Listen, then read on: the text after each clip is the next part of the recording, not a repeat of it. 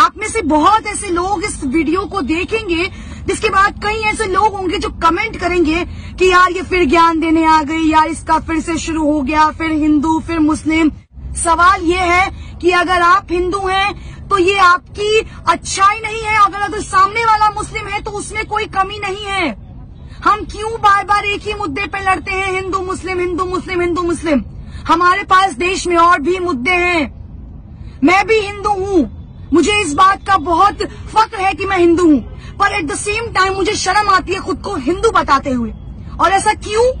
क्योंकि बार बार मेरे वो सो कॉल्ड हिंदू लोग जो मुसलमानों को नीचा दिखाने के लिए बार बार ऐसी हरकतें करते हैं, जिससे ये कहने में शर्म आती है कि मैं एक हिंदू हूँ। अरे कैसे शर्म नहीं आएगी यार? हिजाब को लेकर आप लोग विरोध कर रहे हो।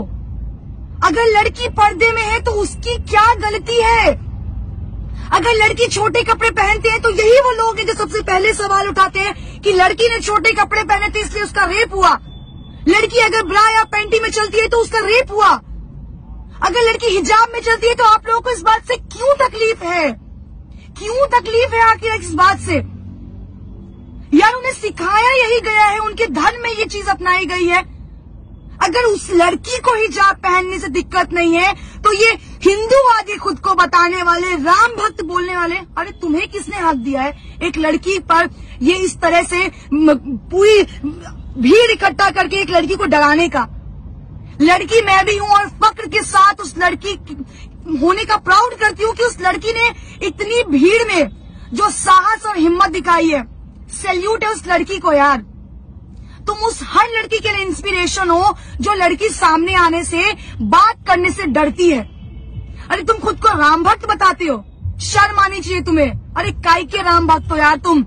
केवल रोड पर श्री राम के नारे लगाने से, हिंदू काटे जाने से, मुस्लिम काटे जाएंगे, राम राम चिल्लाएंगे जैसे नारे लगाने से तुम हिंदू और राम भक्त हो जाओगे? सीरियसली? Are you kidding?